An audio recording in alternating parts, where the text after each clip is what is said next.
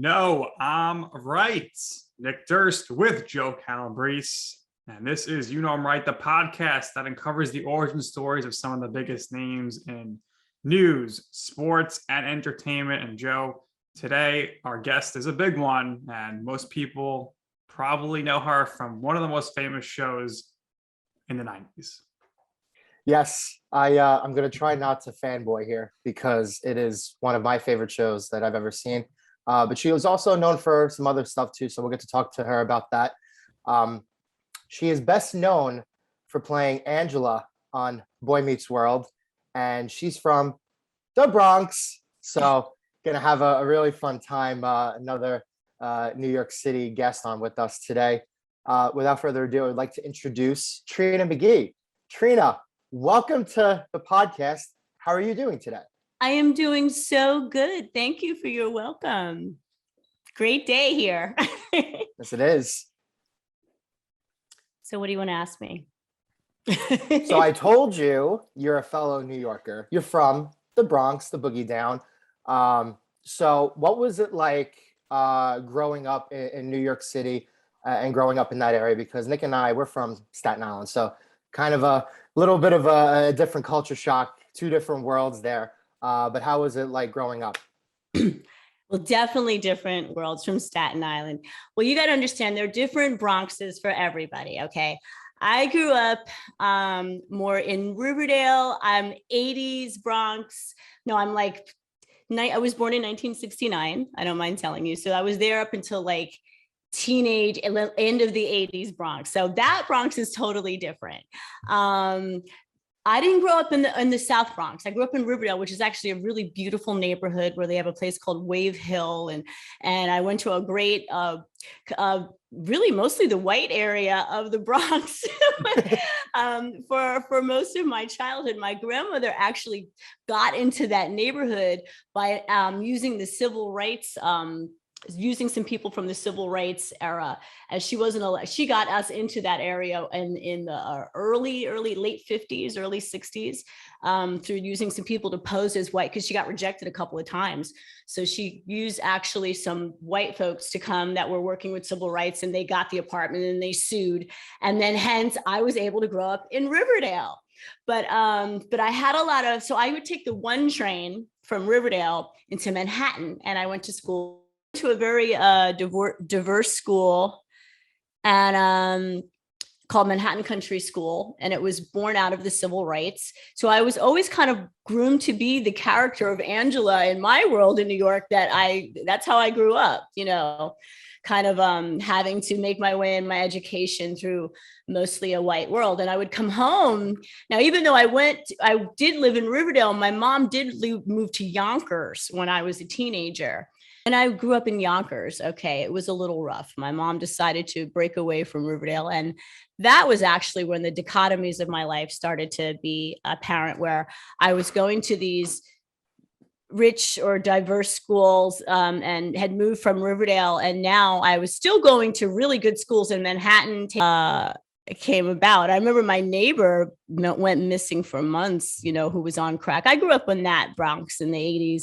With a little bit of the Village. I used to go down to the Village a lot. So in the 80s, that was like the escape, the place to be. Canal Street, Houston. And that's where I think I learned and see that there was a lot more than Yonkers and even Riverdale, which was pretty confusing for a while. But, that was my New York growing up. And I love it. I wouldn't change it for a minute. And I actually think I would have never gotten the part of Angela if I hadn't had that upbringing, for sure. I have connections to Manhattan myself. My dad's from Manhattan. So is he really? What part? Yes, he was born downtown, and he grew up in kind of like that Little Italy, Chinatown area. So that's kind of like his area. He's like really old school fashion Italian. He knows everybody down on Mulberry Street.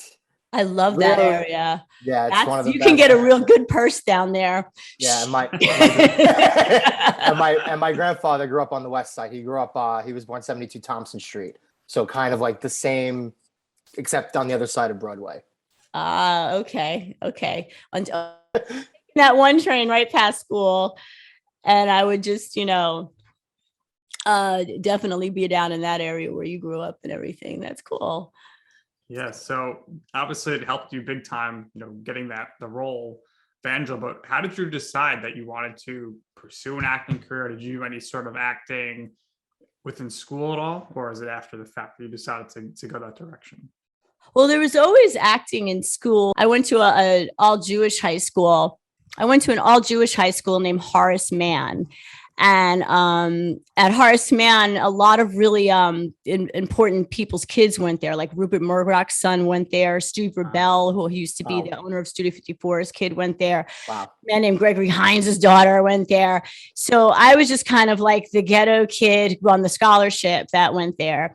And I would incite a lot of creativity, I think, with some of the kids around there. I remember I was the leader of like the rap group that we had. And, it was just me and for a while I was in a punk band at Horace Mann. I can't remember their name, but I was the lead singer of that. And that was really interesting for a while. And then I also went to church. I went to Riverdale Presbyterian Church.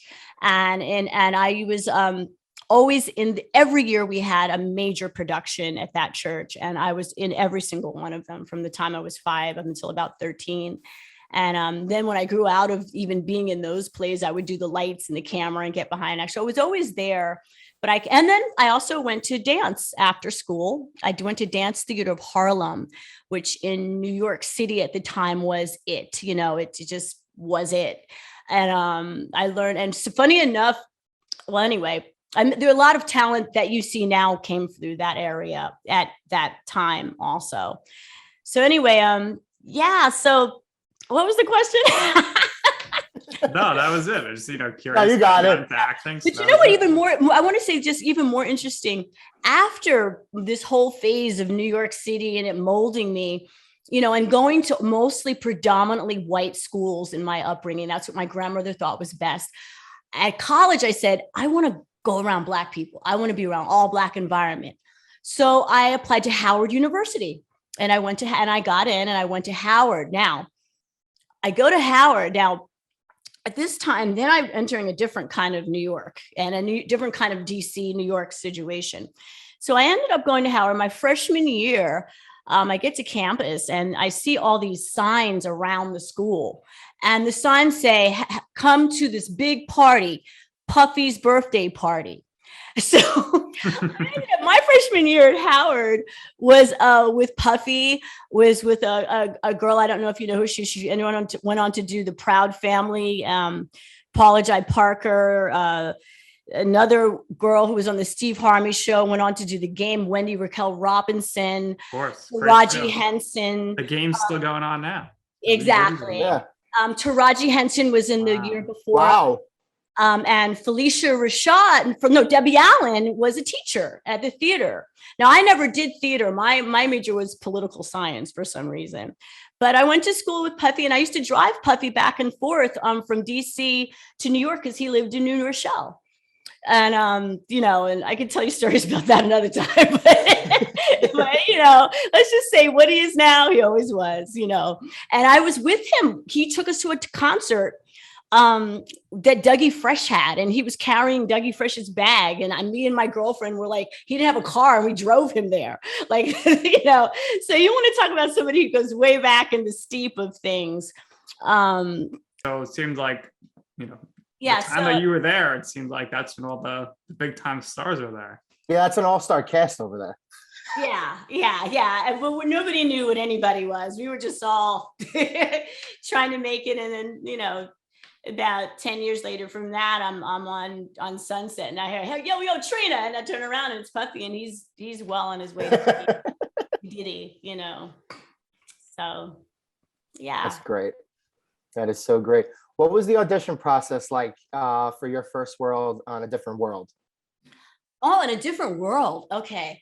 Well, that was really interesting because the way that I got into the business was through Quincy Jones.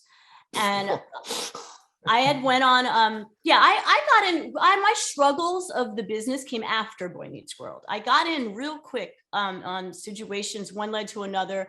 I went on a huge audition in New York City when I was still in New York, and I got a part called Diva in a show called Divas that Quincy Jones was doing. He was going to make a show like an old show called The Monkees. Okay, I don't know if you guys remember that at all, The Monkees, but he wanted to do a girl version band of it where it was a TV show, but we were a band, and Debbie Allen was going to play my mother, and he auditioned women across the country. And then it got down to me, Lauryn Hill, Tashina Arnold, Regina King, Lisa Nicole Carson, Rose McGowan, and a girl named Lisa Vidal. And after that whittle away, it got down to me, Lisa Nicole Carson, Rose McGowan, who had her own show for a while, very briefly in the 90s, now is married to Michael Moyer, who is the owner of Married with Children.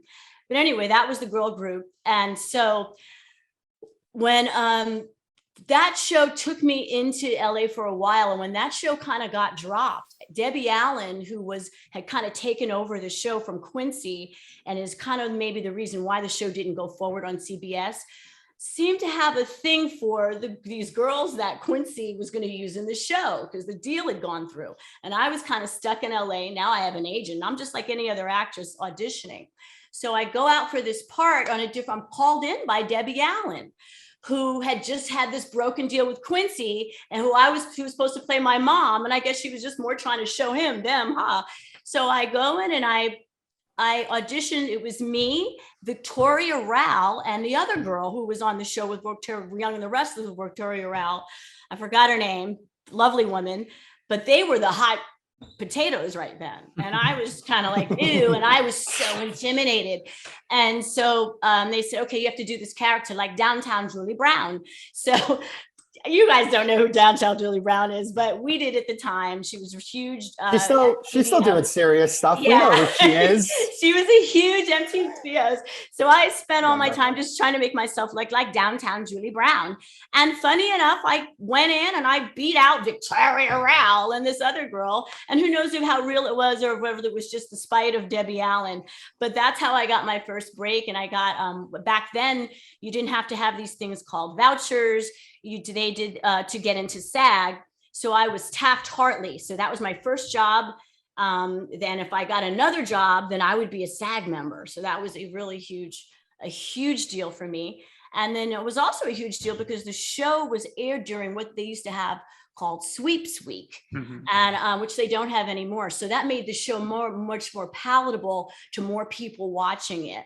So it was really, really exciting time for me. I remember being on the set. Jasmine Guy was just the most wonderful woman. She was wearing a fur coat and she was about to go on to stage with Joe Morton. And she asked me if I wanted to wear her fur coat. And I was so in awe of her. And I remember Jada Pinkett on the set. And I remember, this is my true story. I'm in the wardrobe room and I'm getting myself together, and Jada was upset about something that happened in wardrobe. And she came in and was upset, but she didn't say anything. She just looked in the mirror, looked at me, and then she walked out.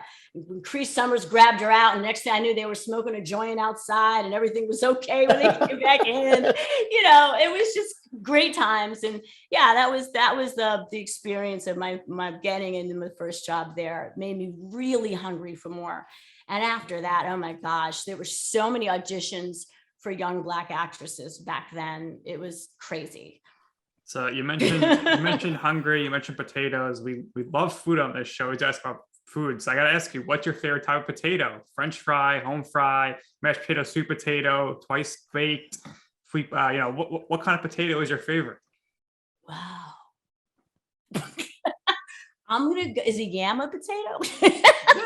Yeah, absolutely. I'm gonna go with yams because yams are better for you than potato. I'm kind of a health nut. Yeah. Yams are just better for you, than that starchy potato. So I'm gonna go with that. And I like yam fries.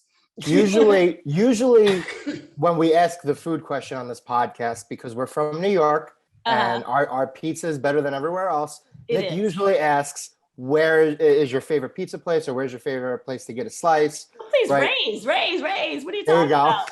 There you go. What?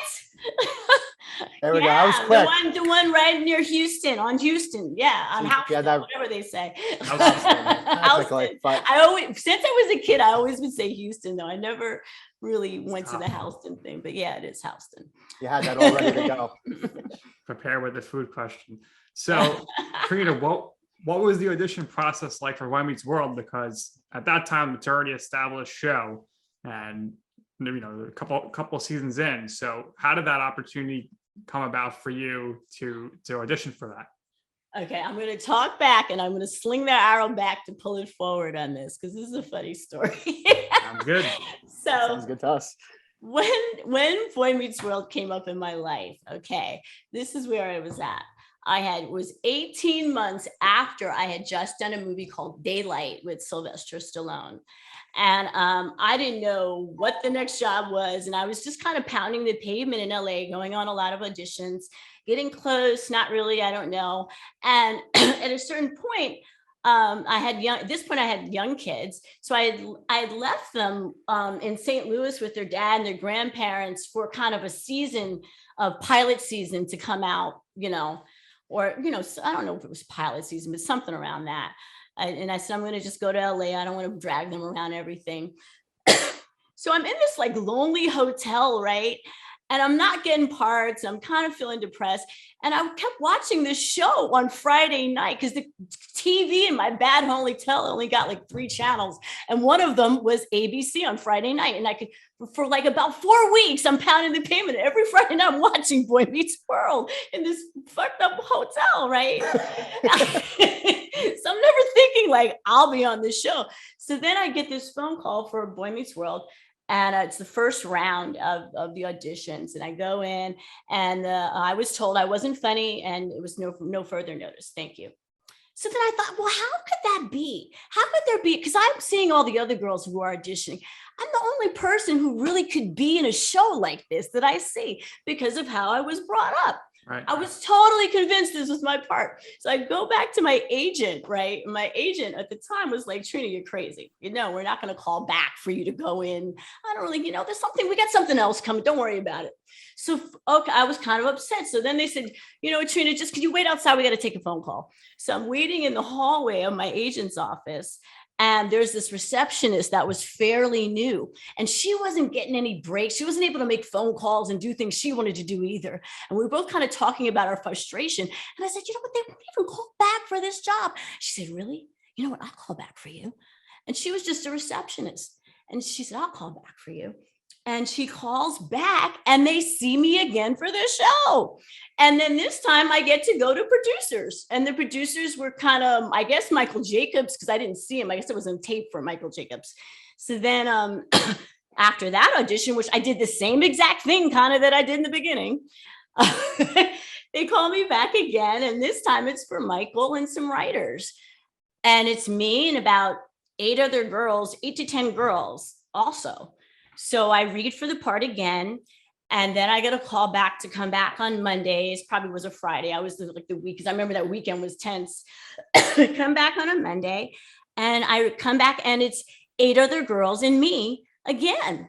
And I was like, wow, maybe I'm getting close. I don't know. And, one of the girls who had read was Gabrielle Union had read for that. I remember Essence Atkins, Wow. who has done a lot of stuff, had read, and they were sitting in that second round. They were sitting across from me.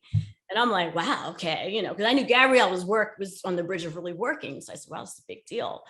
And then I get called a third time. And it's me and 8 other separate girls. So 8 other girls. Each time it was 8 girls I'd never seen before. So I said, if it's me and 8 other girls I'd never seen before for 3 times, I must really be in the league for this part. But this time when I went in, before I go in, Michael Jacobs comes out to the bathroom where I'm at, and he goes, I want you to look. I'm going to call you in now and one more time tomorrow. And when you come in tomorrow, I want you to look and you wear your clothes like no other person in the world was. And I think I was trying to do it already. I'd sensed I had to do that. And I had this horrible red lipstick on. And he was like, I want you to take that red lipstick off when you come in tomorrow. Okay. So I was like, whoa, okay. Back in that day, that's just how it was. Men talk to women and actresses, and you did it, and no one thought about a lot of the things they think about now. So Yeah, so then I read again, and then I come back this final day, more natural face, more like kind of my own bohemian style. And then I read with Ryder. And when I read with Ryder, we were so placed and gentle, and timing was so right. And it really did feel like a magical moment. And then Michael looked at Ryder and he said, Ryder, what do you think? And he goes, yeah, Ryder said, yeah, I remember that. And that was it. And then I heard you got the part. Now, the funny thing is, the part was only for a reoccurring, but in my mind, for some reason, I thought it was a permanent part. Like, it did never register to me that you're only being hired for 3 episodes, Trina. It never did. It was the weirdest shit. So when I did come in and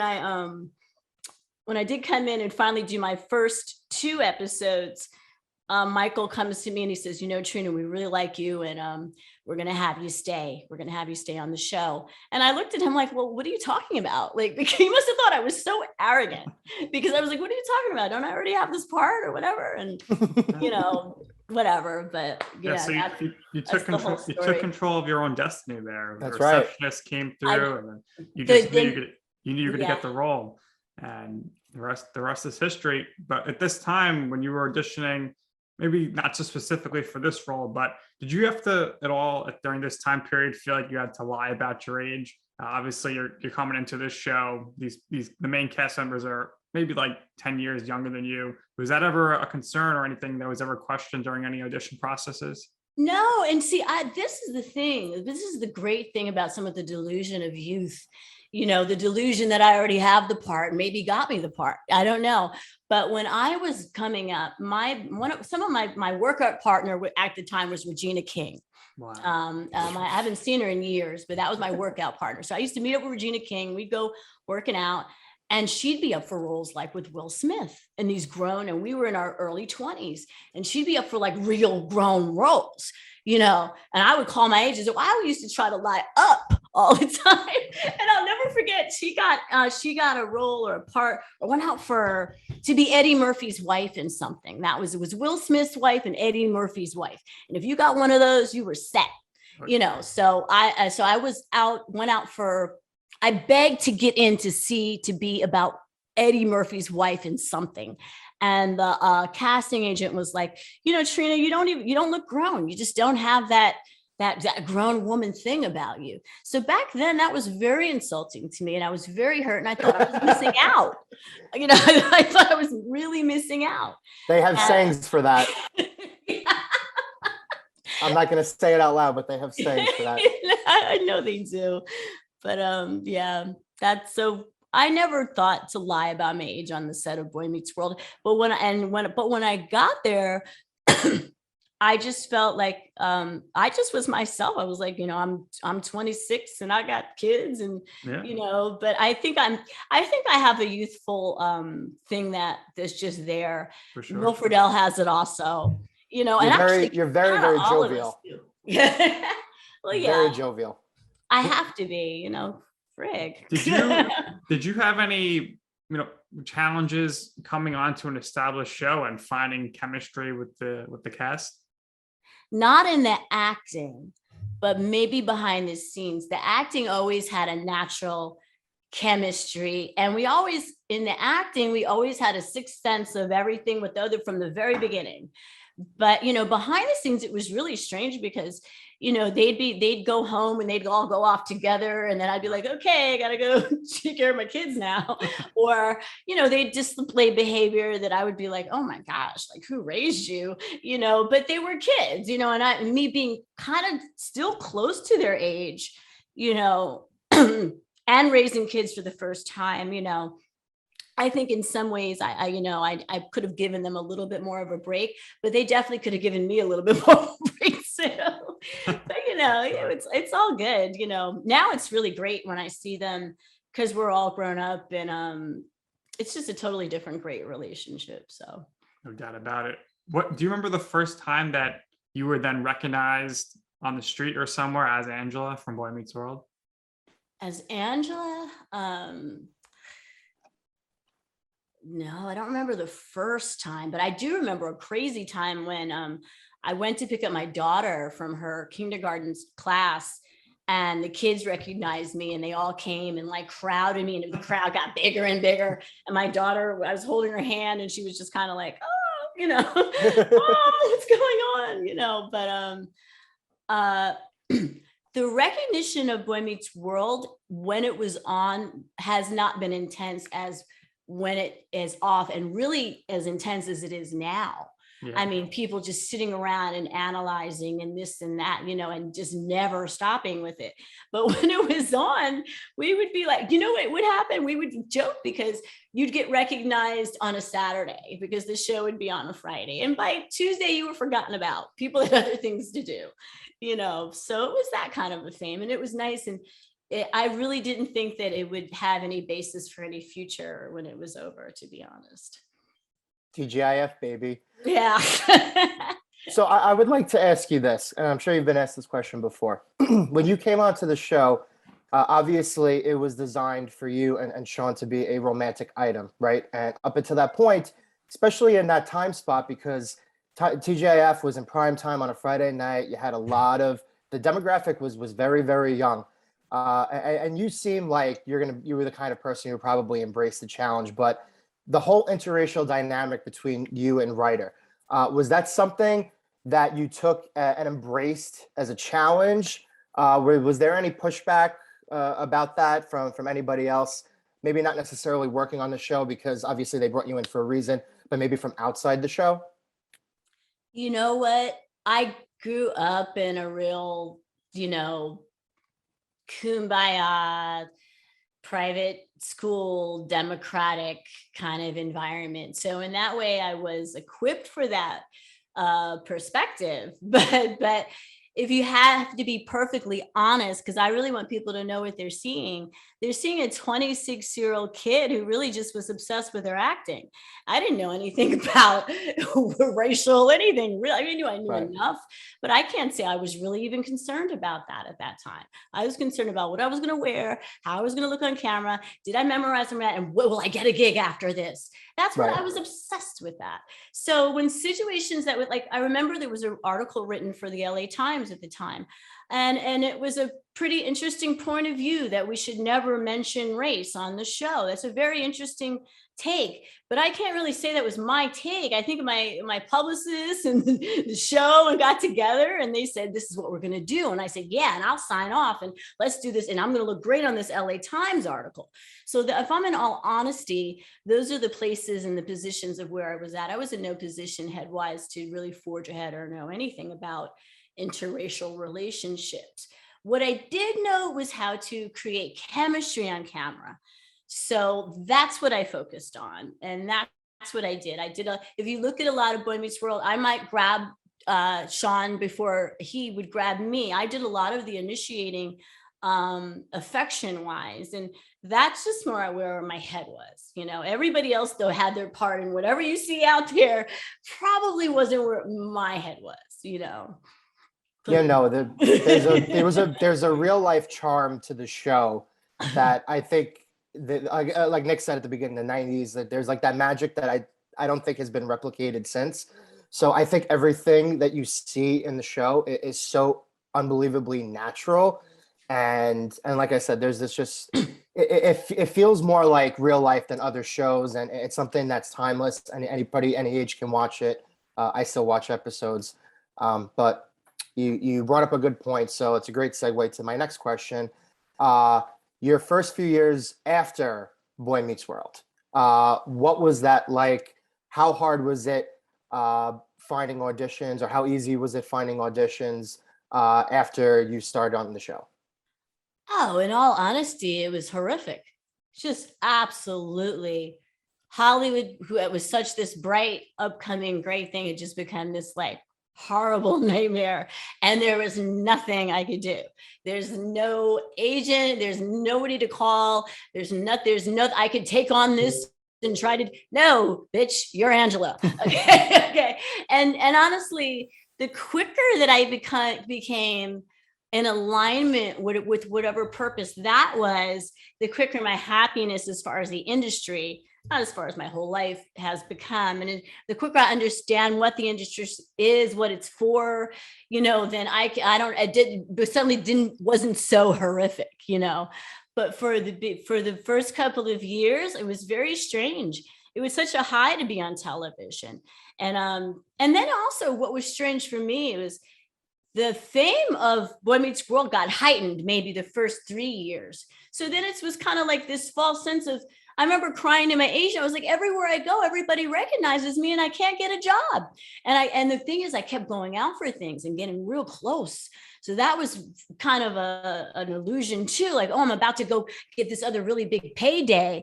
But, sometimes people just want to see your face, like I remember I went to network on Girlfriends. It was down to me and Jill Marie Jones for that part. That would have taken me to the next thing. And I don't have to worry about Boy Meets World, but it just kind of became a series of those situations for me where I'd be really close. I'd come in, but it was like, she's Angela, how do we know? And it really was very hard. It was very hard to deal with. But once I kind of like got myself unplugged the drug of fame and being in the business, I found my life has just gotten so much better, and so much more happier. And I thank God for that. I'm really so thankful for that experience of it not just continuing to chase the hamster wheel, because that's really what it becomes after a while for anybody. In the last 10 years or so, I feel like Boy Meets World is more popular in the last 10 years than it ever was during your time when it was airing. You probably go to these conventions now and get mobbed, and this, like you mentioned, social media metrics. But for you and your castmates, how surprising is that? I don't think it's surprising to us, because we've all been dealing with our forms of being idolized for years. And yes, I think we're a little like, okay, I think it's really great that it's happening now. And the reason why I think it's great is that it's happening.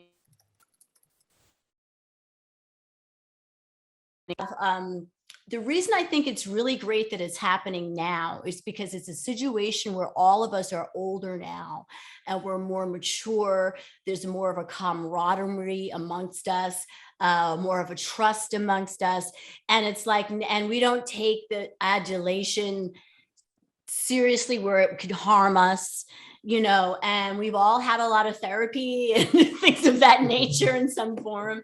So now it's just gravy, and it's fun, and it's exciting, and it all of what you went through now kind of makes, there's a reason for it. And you can see, whatever I was going through then, this person decided they wanted to get up another day because they watched the show. And people come up to us all the time and they really mean it. Like, wow, you saved my life, or I was in a hospital, or this is what I was going through, or my interracial situation was this and that, and you helped me. And that's what's so great about this time in our lives. It's the bigger picture. And I think all of us, when we do see each other, we are kind of more in a bigger picture mindset of the show, and we feel a responsibility for that position, and it's great. And I'm the only one who really like, I think because I'm older, because you get more nostalgic, or you want to gather the pictures more. So in my Instagram, I'm always putting up fans, their videos and things that they put together for us, or homages or anything. I'm always putting their stuff up because I'm so grateful, that because you do that, it presents me with another way and another opportunity in life to get through. And so, I have to give my thanks back for that. And, people say, oh, that's all you care about is Boy Meets World and this and that. So, or if they think I'm obsessed with it, it's so silly. It's just like, no, it's just nostalgia. It makes people feel good. And you don't really want to know about my life anyway. So just here, I present you Angela, run with it, What was it like for you to reprise the role of Angela for an episode of Girl Meets World? It was all right, All right, nothing special. It was okay. That was a kind of a strange time, a kind of also of adjusting. I think that I kind of see that as a final time of adjusting to the show being over and going on with your life, because it was kind of like, okay, we're gonna have a revival. Like I'm okay now. Now you want to stir all this up again, everything. Right. The show, but it actually was a beautiful thing because it was a cog and kind of a closure to where we can all be now. So I'm not going to say it was the greatest time of my life. I didn't particularly enjoy the show, but a lot of people did. And I'm glad that I got to participate on it, and that's that. No, I think there are a lot of fair criticisms to the show. I think number one, it being on Disney Channel, and number two, it was geared to a certain audience that I think was probably a lot smaller than the original Boy Meets World show was intended Yeah. for. So I think in that sense, you kind of put it a little bit in a box when it Mhm. shouldn't have necessarily been in a box. But I would like to say that I did watch the Girl Meets World episode where you came back, and I have to say, I mean, I've never seen all the episodes, but I imagine it's one of the best episodes, and it definitely brings Oh, a lot of really necessary closure to the whole yeah. Angela and Sean thing, because I think for anybody who watched the show, I think a lot of people were maybe not distraught, but a lot of people kind of felt a little bit empty with the way the Sean Angela stuff ended and how you left with your father and all that. Yeah. So I definitely think there was definitely needed closure, I think, for all true fans of the show. And again, you did really, really great with it. So, so it is what it is. The show didn't last as long as it should have. I think there were a lot of, like I said, other things wrong with it, but the cast still had the same charm that it had when you guys recorded and shot the Boy Meets World for the first time. Yeah. So my friends and my coworkers, we always bring this up. And I have a coworker in particular who wrote a college paper about this, and he got a really, really good grade on it. So you are the perfect person to have on this show, so I could ask this. Okay. So we always have a debate, right? The show is Boy Meets World, right? Mm-hmm. But in reality, I don't think Corey is really the boy who meets world in the show. We always debated Sean Hunter. Now, his mom runs away. He's got problems at home with his father. His father eventually passes away, moves in with Mr. Turner. Mr. Turner acts as a mentor figure in his life. Eventually meets his half brother. You come into the picture, eventually dates Angela. And so, do I have some, am I wrong here? Is Sean really the boy who meets world? Okay. I'm going to give you my take on it that I came to, I think about the last season I was there. And I realized that I believe that I believe that Sean and Corey are like one embryo of the creator's mind. Okay. So the creator of the show sees himself as Sean and as Corey, and Sean is one part of his personality and his alter ego, and Corey is another. So it's really like, it should be like Boys Meet World, but it's like if the boys were two people becoming one, that would be the boy. If that makes any sense. Because I could see parts of how the creator of the writers would tend to the part of this personality of the creator, and then part of the show, and then part of this personality. So that's my take on it. Yeah, no, It's like an equal. They're both the boy. Yeah, well, you can't have one without the other. Yeah, I mean, Ben was the boy. I mean, he'll tell you, I'm the boy, you're the D. But in the creative aspect, I think it's both. Okay. Well, I mean, you can't have one without the other. One's got the appearance of a great normal home life, the childhood sweetheart, the girlfriend, right? And the other one is his life is always getting upended. So you can't have one without the other, right? Think about if your main life was Corey and Tapanga, and you had a wife, and everything was set and go. Wouldn't you kind of want some bad boy life to kind of happen too? On this side. So I think that was like an alter ego of one person. And you coming from the Bronx, that was very appealing, right? Yeah, being able to date Sean. Exactly. So I don't know how this happened, but about 10 years or so ago when I was in high school, kind of play on different words and letters in my name, but my nickname is Corey, right? Oh, really? Yeah, I don't know how that happened. Nick's over there. He's like, yeah, I don't know how it happened either, right? I don't get it either. It could be. I don't get it either. version. But what's funny is like my parents were divorced, right? My life has always been upended. So I've always felt more like Sean than Corey. Yeah. So it's kind of irony, right? See, I told you, it really is one. It's Sean and Corey are one. Did you ever feel that in the later seasons, that same kind of like dynamic and the dichotomy between you and Danielle as Topanga, or no? What do you mean, like that kind of like synergy in the acting and stuff? Yeah, because when you come on the show, I mean, I think there are like 3 portions to the show, but I think like the last portion of the show clearly starts after you come on, right?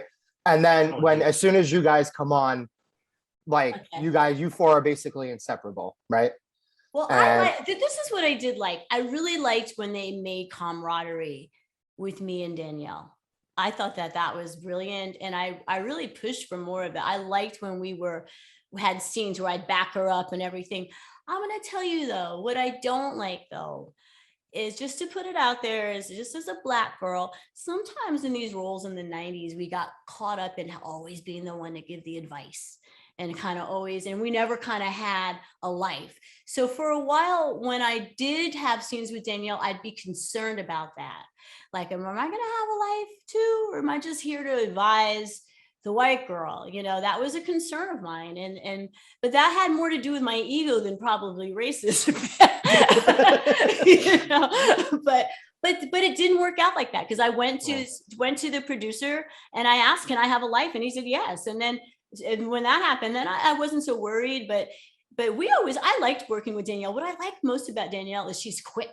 She has this quick thing. And if you can, when acting, if you can keep up with her, you can just create something so timing wise, so cool to watch and everything. But yeah, I like that. I wish we had more of that. And actually Danielle, who I do speak to text from time to time, we're actually thinking about, our agent is putting it out there. We should be doing some Comic-Cons together, you know, the women of Boy Meets World kind of thing. Yeah. So yeah, it's a great idea. Yeah, so that should be really cool. To come to New York, Joe will be there, front row to see. Cool. Yeah. We'll be there. You get to meet me in person. Yeah. So what is your favorite episode of the show? I know that's very hard to answer because every episode is your favorite, right? They're like your children. Every child is your favorite. For me personally, it's always going to be the Halloween episode. That is so funny and so comical, and obviously like peak Jennifer Love Hewitt from the 90s. But it's just one of those episodes immediately that when you think of Boy Meets World, that's one of the very first episodes that I think of. But do you have any episodes in particular, maybe not necessarily your favorite, but just kind of stand out to you in a particular way? The episodes I like are, of course, the Halloween one, because that was just a short back, because it wasn't just the show and how it came out and I got to be the screamer and all that. That was great. And, you know, served my actress, you know, ego at the time. That was great. But what I also liked about that show was the behind the scenes of that week. Jennifer Love Hewitt hung out with us, and she was always in the dressing room or this, and she was dating Will at the time. And I remember being in the dressing room getting my hair done, and I'm like, Jennifer Love Hewitt's on the set. And then suddenly she pops up behind me. She goes, yes, Jennifer Love Hewitt. And it was just like a TV show. She is so cool. So that was really fun then. And then my other one that really stands out is I love, of course, the episodes with my father. There were 2 of them. Julius Carey, who was also Sho'nuff in a movie called The Last Dragon, which is, you know, a cult classic. And I loved acting with him. It was really cool. The scene that we did where I cried with him, like, you know, and I got to be all serious on Boy Meets World. That was very dear to me. And I think I was a little attracted to my father then. So I had to like go into like daughter mode. It was really funny. But that was great memories in that. And then one more, I remember that was really funny. I don't know, just stands out in my mind. But there was one episode where all I did was kiss Ryder. And it was like the cheerleading one. But what always sticks in my mind, because I was kissing Ryder, and I keep hearing Will over and over in my ear go, Patty, Panty, Patty, Panty, Patty, Panty. I don't know. You have to look up the episode. But that one I thought was a very funny one where you threw the girl up in the air.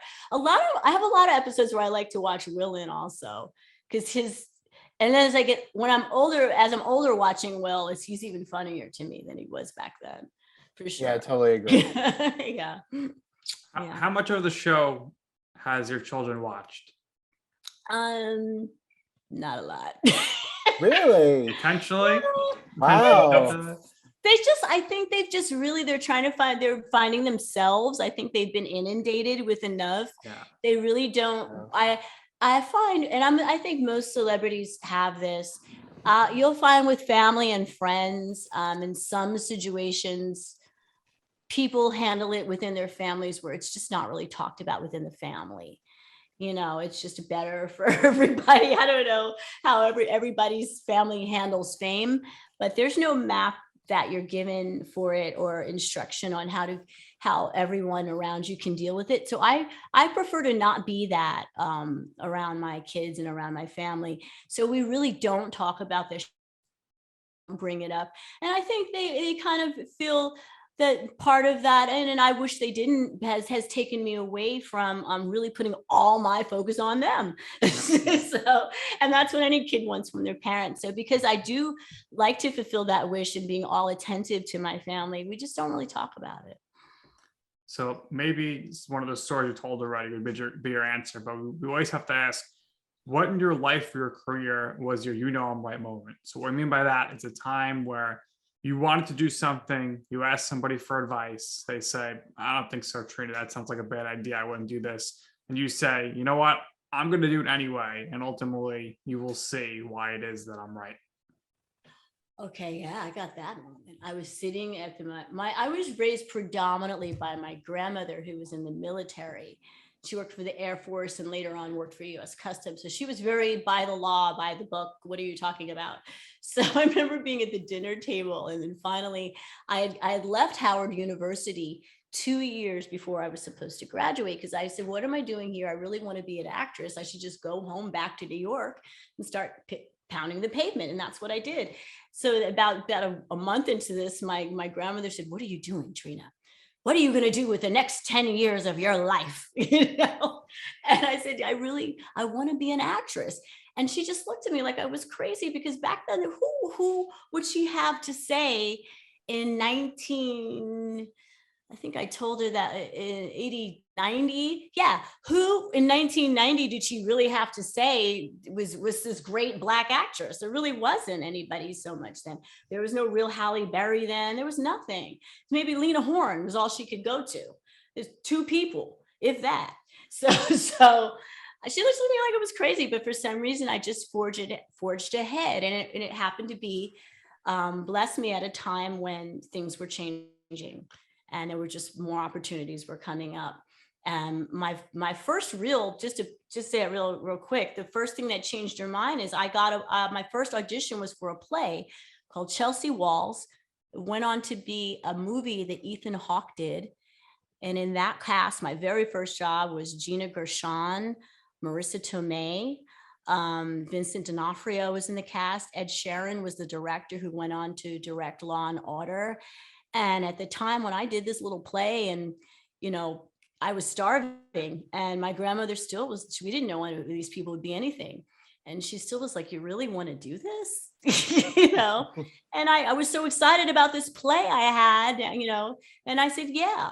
And finally, she turned around, but she had every right to say that. There was no examples. And I'm going to say I wouldn't recommend that, but I do think it was just the timing. It was a magical time. And it also, I was given a lot of grace. A lot of my ignorance and arrogance is what carried me until it didn't anymore. That's it. Last question from me, Trina. What can we expect from you in the near future? Oh, probably absolutely nothing. I don't want to do anything. I'm actually doing it. I just want to be an example, kind of just a vibe of a person who's doing well. And if you want to come be like me and talk to me, and if I'm following you well, then come on. If you're going to make me this icon, all there really is for me to do is just live well. I don't want to promote anything. I'm not selling anything.